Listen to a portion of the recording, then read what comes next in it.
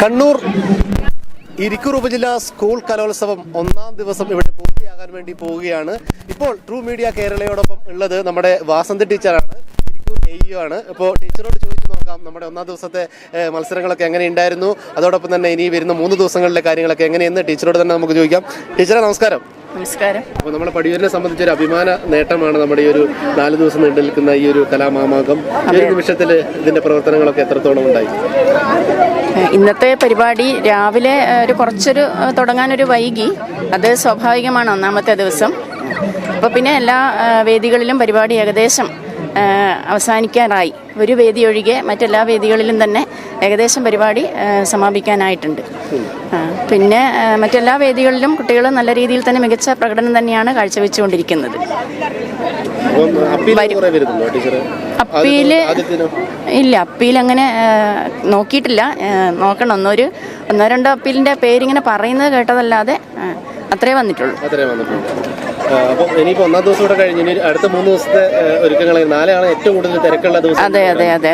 അതൊക്കെ എങ്ങനെ ഇന്നത്തെ എന്താണോ അതിൻ്റെ പോരായ്മകളൊക്കെ നമ്മൾ ഒരു മീറ്റിംഗ് ഒക്കെ ചേർന്ന് അത് പരിഹരിച്ചുകൊണ്ട് നാളെ അത് നല്ല രീതിയിൽ നടത്തണമെന്ന് തന്നെയാണ് ഞങ്ങളുടെ സംഘാടക സമിതിയുടെ തീരുമാനം. മത്സരങ്ങളൊക്കെ കണ്ടോ?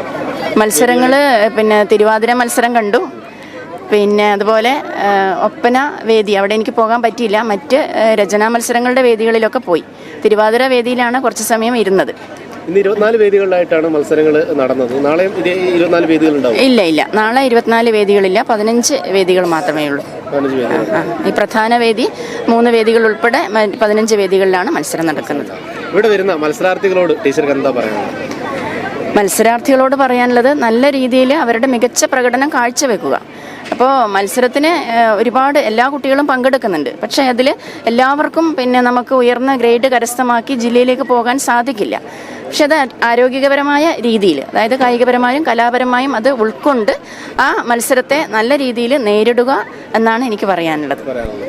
അപ്പോൾ ഇനിയും 3 ദിവസം അതിഗംഭീരമായി നമ്മുടെ സംഘാടക മികവൊക്കെ നല്ല രീതിയിൽ മുന്നോട്ട് പോകാൻ വേണ്ടി ട്രൂ മീഡിയ കേരള ആശംസിക്കുകയാണ്.